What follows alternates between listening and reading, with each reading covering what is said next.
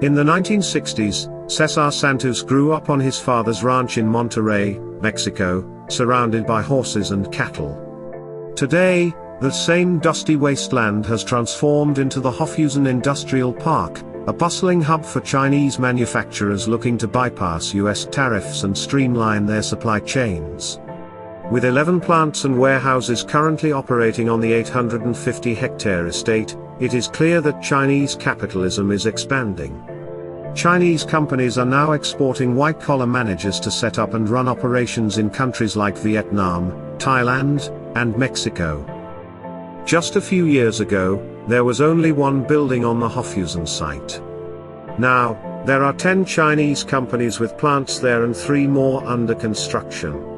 The park's officials predict that within 2 years, it will host 35 businesses and employ 15,000 people, including Chinese managers.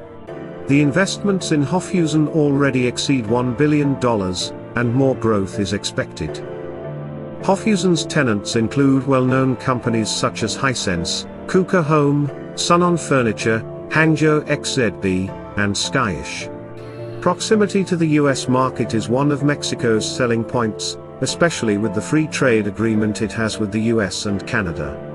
Mexican manufacturing offers advantages over its Chinese counterparts, such as duty-free access to the US market, and shorter delivery times. Chinese investment in Mexico has been steadily increasing, with the desire to diversify supply chains and avoid tensions with the US being factors. Chinese companies setting up in Mexico align with the shifting dynamics of globalization. While it is not a top-down initiative like China's Belt and Road, low-margin businesses are relocating their production to Mexico, attracted by a mix of incentives and the potential for market access. Mexico's President, Andrés Manuel López Obrador, has faced criticism for not fully capitalizing on the opportunity to attract US companies looking to reduce their dependence on China. Some argue that his nationalist rhetoric and policy uncertainty, particularly in the energy sector, have deterred investors. However, Mexico is still making progress in attracting foreign investment, and the country's exports are growing.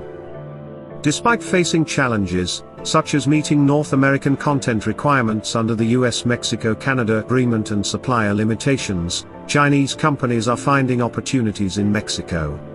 Mexican states like Nuevo León are actively courting Chinese investment, offering incentives and infrastructure development, such as superhighways connecting to the US border. While cultural differences and operational challenges exist, Chinese companies are accustomed to operating in emerging markets and navigating uncertainties. Unlike other Latin American countries, Mexico has not actively sought Chinese investment due to concerns about competition and maintaining a positive relationship with the US. However, Chinese investment in Mexico is steadily increasing, indicating a shift in dynamics and opportunities for both countries.